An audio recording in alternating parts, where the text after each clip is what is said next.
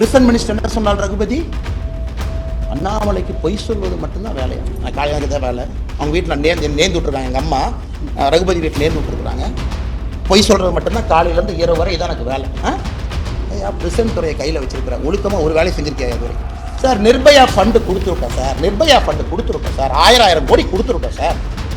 ஏன் சார் ஒரு அண்ணா யூனிவர்சிட்டியில் தமிழ்நாட்டினுடைய பழமையான இன்ஜினியரிங் காலேஜில் ஒரு லோட்டஸ் சிசிடிவிக்கு ஒயர் கனெக்ஷன் இல்லைன்னு சொல்றியா? வெக்கப்படலையா?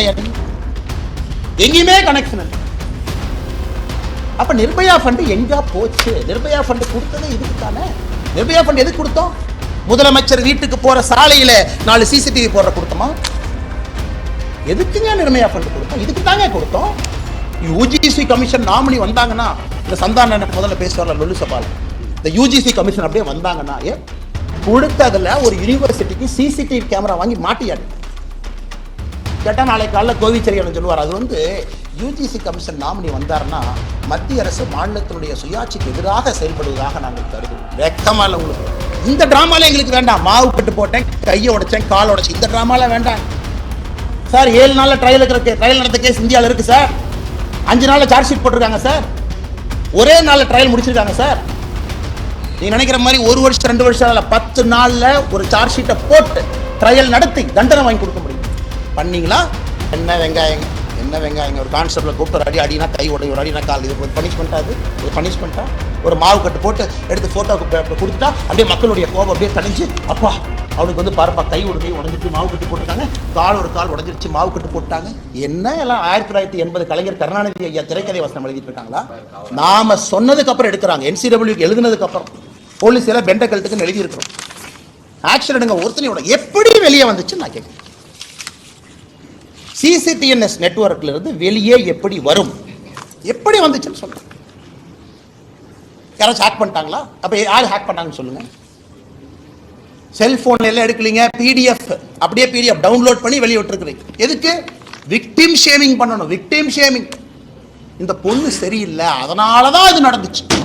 எத்தனை நாளைக்கு அந்த டிராமாவை தமிழ்நாட்டில் பண்ணுவீங்க? எத்தனை நாளைக்கு பண்ணுவீங்க? இந்த பொண்ணு சரியில்லாத பொண்ணு அப்படின்னு மக்களுக்கு பார்த்தா தெரியணுமா?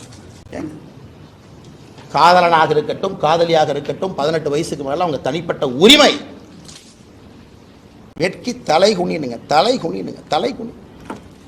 நாம் எல்லோருமே சாமானிய மனிதர்களாக தலை குனிந்து நிற்கணும்.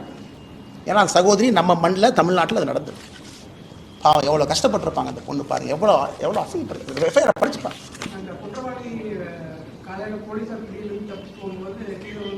என்ன வெங்காயங்க ஒரு கான்ஸ்டபிள் கூப்பிட்டு ஒரு அடினா கை உடைய, ஒரு அடினா கால், இது பனிஷ்மெண்ட்டா? இது பனிஷ்மெண்ட்டா?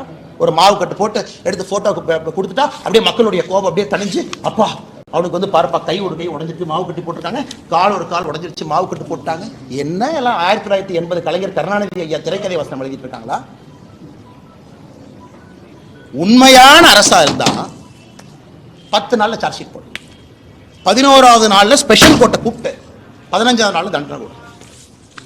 நான் சொல்றேன், இந்த டிராமால எங்களுக்கு வேண்டாம். மாவு கட்டு போட்டேன், கையை உடைச்சேன், கால் உடைச்சு, இந்த டிராமால வேண்டாம் சார். 7 நாள்ல ட்ரையல் நடந்த கேஸ் இந்தியாவில் இருக்கு சார். 5 நாள்ல சார்ஜ் ஷீட் போட்டிருக்காங்க சார். ஒரே நாள்ல ட்ரையல் முடிச்சிருக்காங்க சார். நீ நினைக்கிற மாதிரி 1 வருஷம் 2 வருஷம் 10 நாள்ல ஒரு சார்ஜ் ஷீட்டை போட்டு ட்ரையல் நடத்தி தண்டனை வாங்கி கொடுக்க முடியும். பண்ணீங்களா? பிரிசன் மினிஸ்டர் என்ன சொன்னால் ரகுபதி, அண்ணாமலைக்கு பொய் சொல்வது மட்டும்தான் வேலையா? காலையாக தான் வேலை. அவங்க வீட்டில் நேர்ந்து விட்டுருக்காங்க. எங்கள் அம்மா ரகுபதி வீட்டில் நேர்ந்து விட்டுருக்குறாங்க. பொய் சொல்றது மட்டும்தான் காலையிலேருந்து இரவு வரை இதான் எனக்கு வேலை. பிரிசன் துறையை கையில் வச்சிருக்கிறேன். ஒழுக்கமாக ஒரு வேலையை செஞ்சிருக்கியா அது வரைக்கும்? தெரியாம நான் கேட்குறேன். ஒழுக்கமாக செஞ்சிருக்கீங்க. எங்கள் வேலை நாயை போல தப்பு பண்ணா கொண்டு மக்கள்கிட்ட வைக்கிறதா எங்க வேலை. பதில் சொல்றது உங்க வேலை. ஆளுங்கட்சிக்கார victim shaming, FIR copy release, இதெல்லாம் நம்ம முறை சொல்லல. வேலையெல்லாம் எழுதுனீங்களா அவன் பேரு பத்திரிகையில்? சும்மா அதே அச்சில் போய் பத்திரிக்கை போய் அதே ஞானசேகரன் பேர் அடிச்சுட்டு அதே வெளியே வந்துச்சுங்களா? சிட்டி ரோபோட் மாதிரி ஏதோ ஒன்று கம்மா அறிவாளர் உட்காந்துருக்காங்களோ அதில். அதனால இது கம்பீரமா எடுத்துக்கணுங்க. ரொம்ப தப்பு பண்றேங்க. நாம் ஒன்னொன்னும் அடுத்து அதை விட கொடூரமா இருக்கனால முன்னாடி நடக்கிறத மறந்தாச்சு. இதை விட அது கொடூரமா இருந்துச்சுங்க, அதனால இதை மறந்துறாங்க.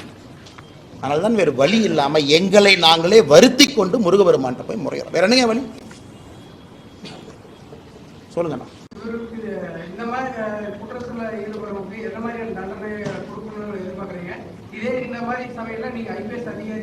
நான் எல்லாம் சுட்டு தூக்கி வீசிட்டு போயிடுவேன் சார். அது சொன்ன 4 பேர் எஃப்ஐஆர் தூக்கிட்டு வருவாங்க.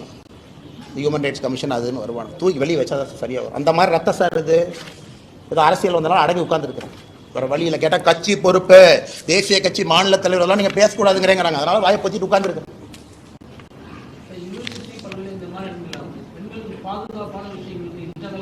சார் நிர்பயா ஃபண்டு கொடுத்துருக்கோம் சார். நிர்பயா ஃபண்டு கொடுத்துருக்கோம் சார். 1000 கோடி கொடுத்துருக்கோம் சார்.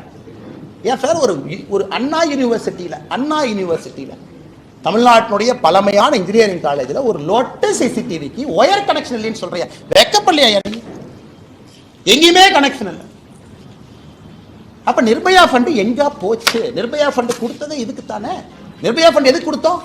முதலமைச்சர் வீட்டுக்கு போற சாலையில 4 சிசிடிவி போடுற கொடுத்தோமா? எதுக்குங்க நிர்பயா ஃபண்டு கொடுத்தோம்? இதுக்கு தாங்க கொடுத்தோம். அடிப்படையே இல்லை. கேட்டா யூஜிசி கமிஷன் நாமினி வரணுமா? ஏன் உனக்கு அண்ணா யூனிவர்சிட்டியில சிசிடிவி வைக்கிற துப்பில்ல? நீ யூஜிசி கமிஷன் நாமினியை பத்தி பேசிட்டு இருக்க? வெக்கமால உனக்கு? வெக்கமால?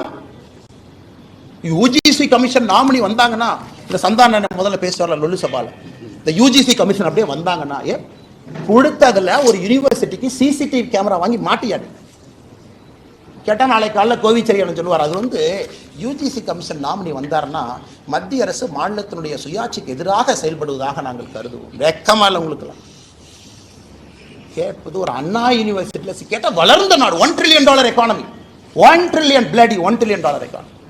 ஒரு காலேஜில் பெண் குழந்தைகள் படிக்கிற இடத்துல ஒரு சிசிடிவி கேமரா வைக்கிறதுக்கு லாய்க்கு இல்லை. $1 trillion எக்கானமி என்ன புடுங்க போறீங்க? $1 trillion எக்கானமி அம்பானி உருவாக்கி தமிழ்நாட்டில் ஒரு 10 முதலாளிகள் உருவாக்கி $1 trillion டிக் போடுறக்கா? இல்லை ஏழை மக்களுக்கு வேலை செய்யறதுக்காக அரசு என்ன கேட்குற கேள்வி நியாயம் இருக்கு? $1 trillion என்ன வெங்காயத்துக்குன்னு கேட்கலாம். அண்ணா யூனிவர்சிட்டி சிசிடிவி வேலை செய்யாது. பஸ்ஸில் பேருந்து ஓட்ட மேலே ஏறினா எப்போ இடிஞ்சு விழுன்னு யாருக்கும் தெரியாது. ஆனால் $1 trillion எக்கானமியை நோக்கி தமிழகம் செல்லுமா? இதை வெக்கமா இல்லை? இந்த விஷயத்தை பொறுத்த வரைக்கும் முன்பே தகவல் தெரிஞ்சிருந்திருந்தா இன்னும் ஒரு துரிதமான நடவடிக்கை எடுத்திருப்போம். 2 நாள் கழிச்சு புகார் கொடுத்திருந்தாலும் அரசு பல்கலைக்கழகம் காவல்துறையினருக்கு சிறப்பான ஒரு நடவடிக்கை எடுத்திருக்குன்னு சொல்லி வைத்திருக்கிறாங்க. அண்ணே அதுக்கு தானே சாட்டை எண்ணெய் அடிச்சுக்கிறேனே. இந்த கேள்விக்கெல்லாம் பதில் சொல்லணுமே தான் சாட்டை எடுத்து நாளை காலையில் எண்ணெயை அடிச்சுக்கிறேன். முன்பே பாலியல் குற்றத்திலே ஈடுபட்டு இருக்கின்றான்.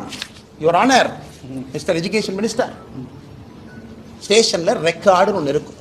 இந்த கோர்ட்டு பிசின்னு ஒருத்தர் 2 ரெக்கார்டை மெயின்டைன் பண்ணுவார்.